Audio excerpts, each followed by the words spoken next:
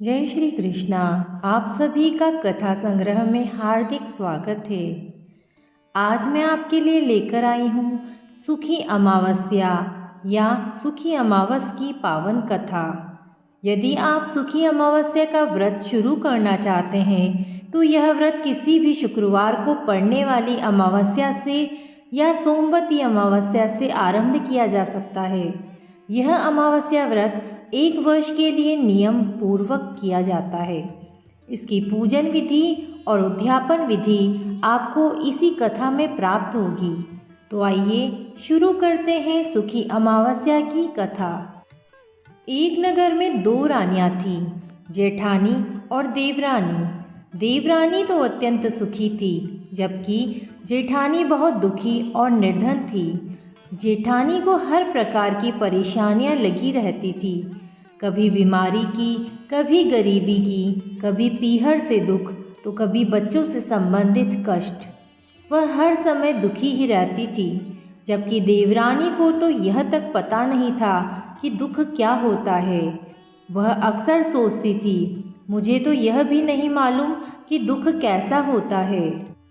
उधर जेठानी मन ही मन जलती रहती थी और सोचती, मेरी देवरानी के पास सब कुछ है और मैं हमेशा दुखी ही रहती हूँ। इसी ईर्ष्या में आकर उसने अपने पति से कहा, आप अपने छोटे भाई को डूंगर पर ले जाइए और वहाँ से गिरा दीजिए, देखिए कैसे बसता है। पत्नी की बातों में आकर वह अपने छोटे भाई को डूंगर पर ले गया और ऊपर से उसे धक्का दे दिया। घर आकर पत्नी से बोला, अब तक तो वह जरूर ही मर चुका होगा। लेकिन जब उसने अपनी देवरानी के घर की ओर देखा तो वहाँ देवरानी और उसका पति आपस में बातें कर रहे थे। पत्नी पूछ रही थी, यह चोट आपको कैसे लगी? तो पति ने कहा, भाई जी के साथ डूंगर पर गया था, पाँव फिसल गया और बस थोड़ी सी चोट लगी है। यह देखकर जेठानी अचंभित रह गई। कुछ दिन बाद देवरानी का भाई उसके यहाँ आया। तब जेठानी ने फिर अपने पति से कहा, इसका भाई तालाब में नहाने गया है, आप भी वहाँ जाइए और इसे नदी में बहा दीजिए। पति गया और बातें करते करते उसने साले को धक्का दे दिया, लेकिन वह गिरते ही संभल गया, तैरकर बाहर निकल आया और बहन के पास आ गया। बहन ने पूछा, भैया ऐसे नदी में कैसे गिर गए? तो उसने कहा, अचानक से पाँव फिसल गया। उसने मन ही मन सोचा, यदि सच बता दिया तो दोनों परिवार टूट जाएंगे, इसलिए वह चुप रहा और बहन भाई आराम से बातें करने लगे। उधर जेठानी सोच रही थी कि देवरानी अब भाई के लिए दुखी हो रही होगी। उसने देवरानी की घर की ओर देखा तो वहाँ दोनों हंसते बातें करते दिखाई दिए। तब जेठानी ने सोचा, आखिर ऐसी कौन सी बात है कि इसे कभी दुख नहीं होता।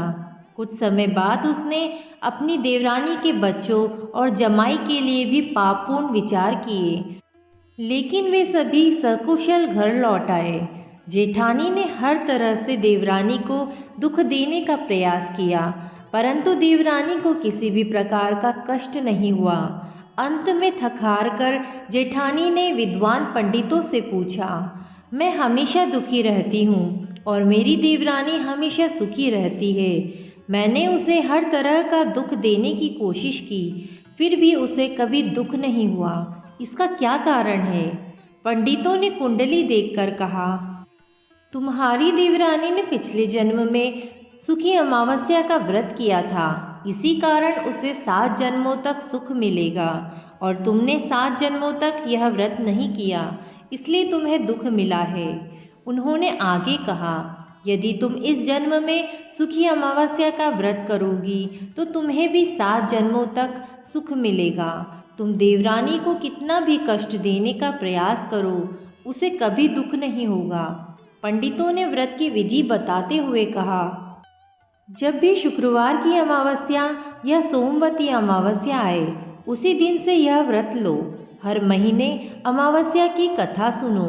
कथा सुनते समय गेहूँ, पानी का लोटा, ब्लाउज पीस, रुपए, चूड़ा और सुहाग की सामग्री एक पट्टे पर रखें।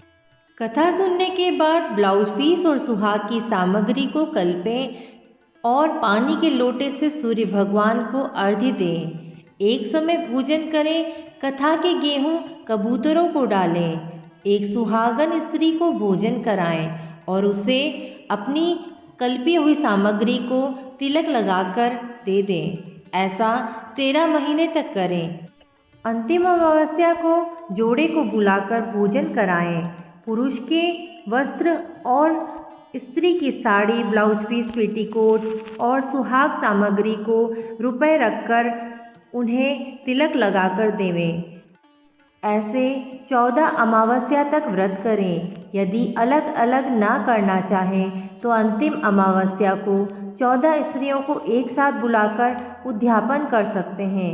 इसे ही अमावस्या का उद्यापन कहते हैं। अंतिम अमावस्या को सास ससुर, ननंद नंदोई, जेठ जेठानी या ब्राह्मण ब्राह्मणी किसी को भी जोड़े से भोजन करा सकते हैं। यदि सामर्थ्य हो तो सभी को साड़ी भेंट स्वरूप दें। और इसी प्रकार जेठानी ने भी हर महीने सुखी अमावस्या का व्रत किया। 14 अमावस्या पूर्ण होने पर उसे भी 7 जन्मों तक सुख मिला। उसके सारे कष्ट दूर हो गए, अन्न धन के भंडार भर गए, पीहर और ससुराल दोनों जगह सुख शांति हो गई। हे सुखी अमावस्या माता, जिस प्रकार आपने देवरानी को सुख दिया वैसे ही सबको सुख देना। कहते सुनते और हुकारा भरते सभी के परिवारों की, हमारे पूरे परिवार की रक्षा करना। अब आप सुनिए विनायक जी की कहानी। एक बार रामचंद्र जी भगवान ने सभा लगाई और उस सभा के बीच में 5 पान का बिरला मंगवाया। अब सभी देखने लगे कि बिरला कौन खाएगा। सब सोच रहे थे कि हमें मिलेगा, लेकिन रामचंद्र जी ने सभा में कहा, इस बिरले को वही खाएगा जो तीनों लोक की परिक्रमा करके आएगा। सारे देवी देवता व सभागण अपने अपने साधन से परिक्रमा लगाने चले गए और गणेश जी वहीं बैठे रहे। सबके जाने के बाद गणेश जी उठे और रामचंद्र जी के 3 परिक्रमा लगा दी और कहा कि मुझे बिरला दो।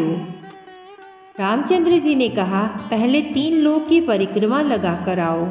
तो गणेश जी ने कहा, भगवान आपको छोड़कर 3 लोक कौन से हैं? जहाँ आप बैठे हो वही 3 लोक विराजमान है, आपसे अलग नहीं है।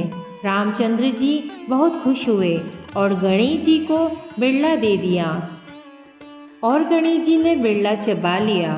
भगवान ने कहा कि गणेश जी आपकी बुद्धि के आगे हम भी हार गए। रामचंद्र जी ने सारी नगरी में ढिंढोरा पिटवा दिया कि कोई भी शुभ काम शुरू करने से पहले गणेश जी का ध्यान लगाओ। जो सबसे पहले गणेश जी को ध्याएगा, मनाएगा, उनके घर में रिद्धि सिद्धि बनी रहेगी और हर काम बिना किसी बाधा के पूरे होंगे। बोलो गणेश जी महाराज की जय।